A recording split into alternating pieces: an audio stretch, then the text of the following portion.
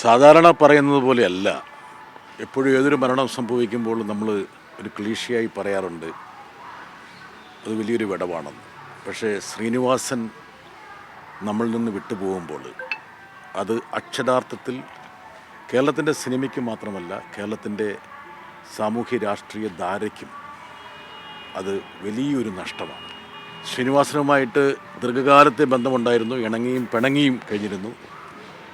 ചെറിയ ശ്രേണിയും വലിയ ലോകമെന്നുള്ള രീതിയിൽ അദ്ദേഹത്തിൻ്റെ ജീവിത സിനിമ പന്താവിനെക്കുറിച്ച് ഒരു നീണ്ട പരിപാടി തന്നെ ഞങ്ങൾ തയ്യാറാക്കിയിരുന്നു. അതിൽ ശ്രീനിവാസൻ എത്രയോ എപ്പിസോഡുകളിൽ വന്ന് അദ്ദേഹത്തിൻ്റെ ജീവിതത്തെക്കുറിച്ചും സിനിമയെക്കുറിച്ചും കാഴ്ചപ്പാടിനെക്കുറിച്ചും നിലപാടുകളെക്കുറിച്ചൊക്കെ വിശദീകരിച്ചു. ഒരുപക്ഷെ മലയാള സിനിമയുടെ ചരിത്രത്തിൽ ഇത്രത്തോളം അർത്ഥപൂർണമായി നർമ്മവും ആക്ഷേപവും ഉപയോഗിച്ച് ജനങ്ങളെ ചിന്തിപ്പിക്കുകയും ചിരിപ്പിക്കുകയും ചെയ്ത ഒരു അഭിനേതാവും തിരക്കഥാകൃത്തും സംവിധായകനുമില്ല. എൻ്റെ ജന്മനാടായ കണ്ണൂരിൽ നിന്നാണ് അദ്ദേഹം വന്നത്. സാധാരണ സിനിമാ സങ്കല്പങ്ങൾക്ക് വിധേയമാകാത്ത പല ചേരുവകളും തനിക്കുണ്ട് എന്ന് തിരിച്ചറിഞ്ഞിട്ട് ആ ചേരുവകളെ തന്നെ തൻ്റെ ശക്തിയായി ഉപയോഗിച്ചു എന്നുള്ളതാണ് ശ്രീനിവാസനെ വ്യത്യസ്തനാക്കി നിർത്തുന്ന ഏറ്റവും പ്രധാനപ്പെട്ട ഘടകം. അദ്ദേഹത്തിൻ്റെ ഓരോ സിനിമയിലും ശ്രീനിവാസൻ്റെ ഒരു ടച്ചുണ്ട്. സിനിമ മുമ്പോട്ട് വെക്കുന്ന പല കാഴ്ചപ്പാടുകൾക്കും വിരുദ്ധമായി അദ്ദേഹം നീന്തിയ ആളാണ്. കാലത്തിന് മുമ്പേ എന്നൊക്കെ പറയുന്നുണ്ടെങ്കിൽ പോലും യഥാർത്ഥത്തിൽ കാലത്തെ നിയന്ത്രിച്ചൊരു വ്യക്തിയാണത്. ഞങ്ങളുടെയൊക്കെ യൗവനത്തെ, ഒരു കാലഘട്ടത്തെ യഥാർത്ഥത്തിൽ സ്വാധീനിച്ച ഒരു സർഗാത്മക സിനിമാക്കാരൻ ആരാണെന്ന് ചോദിച്ചാൽ അതിന് ശ്രീനിവാസൻ എന്നുള്ള ഒരു മറുപടി മാത്രമേ ഉള്ളൂ. കേരള സമൂഹം അദ്ദേഹം പറയുന്നതും അദ്ദേഹം ചെയ്യുന്നതും അദ്ദേഹത്തിൻ്റെ ഓരോ ശകലങ്ങളിൽ നിന്നും പലതും ഉൾക്കൊണ്ടിരുന്നു. അദ്ദേഹത്തോട് നമുക്ക് യോജിക്കാം വിയോജിക്കാം ഓരോ കാര്യങ്ങളിൽ, പക്ഷേ അദ്ദേഹത്തെ ഒരിക്കലും അവഗണിക്കാൻ കഴിയുമായിരുന്നില്ല. ശ്രീനിവാസനാണ് ഒരുപക്ഷെ മലയാള സിനിമയെ വിദഗ്ധമായ ഒരു തലത്തിലേക്ക് നയിച്ചൊരു വ്യക്തി. എനിക്ക് ഓർമ്മയുണ്ട്, ഞാനൊക്കെ ഡൽഹി വരുന്ന സമയത്ത് 80കളിൽ ഇവിടെ മലയാള സിനിമയൊന്നും നല്ല രീതിയിലല്ല ആൾക്കാർ നോക്കിക്കണ്ടിരുന്നത്. ഒരു ഉച്ച സിനിമയുടെ തലത്തിലാണ് മലയാള സിനിമയെ ആൾക്കാർ നോക്കിക്കണ്ടിരുന്നത്. ഇവിടെ കൊണാൾ പ്ലേസിലെ റീഗൽ തിയേറ്ററിലൊക്കെ ഉച്ചപ്പടമെന്ന് പറഞ്ഞാൽ ഒരു മലയാള സിനിമയാണെന്ന് ആൾക്കാർക്കൊരു ധാരണയുണ്ടായിരുന്നു. അതിൽ നിന്നൊക്കെ മലയാള സിനിമയുടെ ഇന്ത്യയുടെ നെറുകയിലേക്ക് പറിച്ച് നടുന്നതിൽ ശ്രീനിവാസനെ പോലുള്ള ഒരു വ്യക്തിയുടെ സാന്നിധ്യം വളരെ പ്രകടമായിരുന്നു. പ്രബുദ്ധമായ അദ്ദേഹത്തിൻ്റെ ആ സിനിമാ ജീവിതമാണ് ഒരു പക്ഷേ കേരളത്തെ സ്ഫുടം ചെയ്തെടുക്കുന്നതിന് സഹായിച്ച പ്രധാനപ്പെട്ട ഒരു ഘടകങ്ങളിലൊന്ന് എന്ന് തുറന്ന് സമ്മതിക്കുന്നതിൽ എനിക്ക് യാതൊരു വിഷമവും.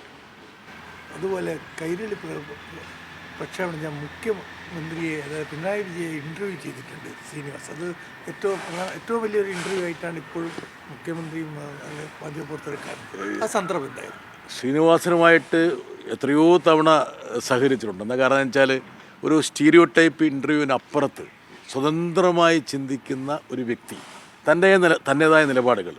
ശ്രീനിവാസന് ബഹുമാനപ്പെട്ട മുഖ്യമന്ത്രിയോടും CPM-നോടൊക്കെ ഇഷ്ടവും അനിഷ്ടവും നീരസവും ഒക്കെ ഉണ്ടെന്ന് എനിക്കറിയാം. പലതും സമ്മിശ്രമായിരുന്നു അദ്ദേഹത്തിൻ്റെ ഭാവതലങ്ങൾ. പക്ഷേ ശ്രീനിവാസൻ തന്നെ ഇൻ്റർവ്യൂ ചെയ്യട്ടെ എന്ന് ഞങ്ങൾ തീരുമാനിച്ചു. അത് സ്വാഭാവികമായിട്ടും അത് പ്രേക്ഷകർ ഏറ്റെടുക്കുകയും ചെയ്തു. അദ്ദേഹത്തിൻ്റെ പല ചോദ്യങ്ങളും അദ്ദേഹം എന്നോടൊരു ദിവസം ചോദിച്ചു, നിങ്ങൾ എൻ്റെ ഇന്ന ചോദ്യം നിങ്ങൾ എഡിറ്റ് ചെയ്ത് കളഞ്ഞില്ലേ എന്ന് ചോദിച്ചു. ഞാൻ പറഞ്ഞു, എഡിറ്റ് ചെയ്ത് കളഞ്ഞിട്ടില്ല, അതിൻ്റെ ഒരു ഹ്രസ്വ പതിപ്പിൽ മാത്രമാണ് ഇല്ലാത്തത്, പക്ഷേ അതിൻ്റെ പൂർണ്ണ പതിപ്പിൽ അതുണ്ട് എന്ന് ഞാൻ ശ്രീനിവാസനെ ബോധ്യപ്പെടുത്തി. ഒരുപക്ഷെ ആ ഒരു അഭിമുഖം അതിൽ ഇരുവരും തമ്മിലുള്ളൊരു രസതന്ത്രം കൂടിയുണ്ട്. എന്താ കാരണം വെച്ചാൽ ഒരു നാടിൻ്റെ രസതന്ത്രമുണ്ട്. ശ്രീനിവാസൻ്റെ അച്ഛനെക്കുറിച്ചും ആ പാട്യത്തെക്കുറിച്ചും ഒക്കെ പറയുമ്പോൾ, പാട്യം എന്നുള്ള നാട്ടിൽ നിന്നാണ് അദ്ദേഹം, അത് യഥാർത്ഥത്തിൽ സഖാവ് പിണറായി വിജയനും വളരെ പരിചിതമായ അദ്ദേഹത്തിൻ്റെ രാഷ്ട്രീയ ജീവിതത്തിലെ ഏറ്റവും പ്രധാനപ്പെട്ട ഒരു തലമായിരുന്നു അദ്ദേഹം. അപ്പം അവർക്കിടയിലുള്ള ആ ഒരു എന്താ പറയുക, ഒരു പ്രത്യേക കെമിസ്ട്രി കണ്ടിരുന്നു. അതേസമയം തന്നെ ശ്രീനിവാസനുള്ള വിയോജിപ്പുകൾ അദ്ദേഹം കൃത്യമായിട്ട് ആ ഇൻ്റർവ്യൂവിൽ മുന്നോട്ട് വെക്കുകയും ചെയ്തു. അതുപോലെ ഒട്ടേറെ പരിപാടികൾ ഞാൻ പറഞ്ഞല്ലോ. അതായത് ശ്രീനിവാസൻ്റെ ഒരു ലൈഫ് ഹിസ്റ്ററി എന്ന് പറയുന്നത് ചെറിയ ശ്രീനിയും വലിയ ലോകവുമാണ്. എത്രയോ നൂറുകണക്കിന് എപ്പിസോഡുകൾ സംപ്രേഷണം ചെയ്തു. ഇപ്പോഴും ആ എപ്പിസോഡുകൾ ഡിജിറ്റൽ മീഡിയയിൽ വരുമ്പോൾ എത്രയോ പ്രേക്ഷകരനുണ്ടെന്നുള്ളത് ഞങ്ങൾ തിരിച്ചറിയുന്നുണ്ട്. ശ്രീനിവാസനൊരു വലിയൊരു പ്രതിഭയായിരുന്നു. ആ പ്രതിഭ എന്ന് പറയുമ്പോൾ ഏതെങ്കിലും ഒരു കളത്തിൽ വെക്കാൻ പറ്റുന്ന പ്രതിഭയായിരുന്നില്ല.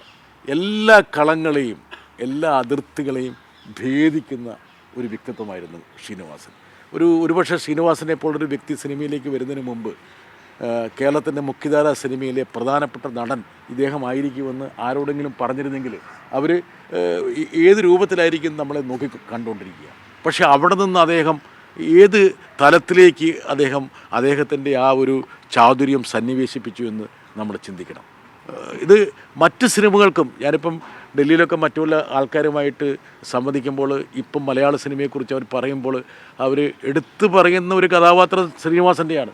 ശ്രീനിവാസൻ്റെ പഴയ സിനിമകളിലേക്ക് ഇപ്പോൾ ഫഹദ് ഫാസിൻ്റെയോ ദുൽഖറിൻ്റെയോ പൃഥ്വിരാജിൻ്റെയോ ഒക്കെ സിനിമകൾ, അല്ലെങ്കിൽ മമ്മൂക്കയുടെയോ അതുപോലെ തന്നെ മോഹൻലാലിൻ്റെയൊക്കെ സിനിമകൾ കാണുന്ന ആൾക്കാർ അതിൻ്റെ ഹരത്തിൽ പഴയ സിനിമകളിലേക്ക് ഊളിയിട്ടിറങ്ങുമ്പോൾ അവിടെ അവർക്ക് ഏറ്റവും പ്രധാനമെന്ന് തോന്നുന്നത് ശ്രീനിവാസൻ്റെ സർഗസൃഷ്ടികളാണെന്നുള്ളത് അവർ പറയുന്നുണ്ട്. ശ്രീനിവാസൻ്റെ ഒരു മേന്മ കേരളത്തിന് പുറത്തുള്ള ആൾക്കാർ കൂടി തിരിച്ചറിയുന്ന ഒരു കാലഘട്ടം കൂടിയാണിത്.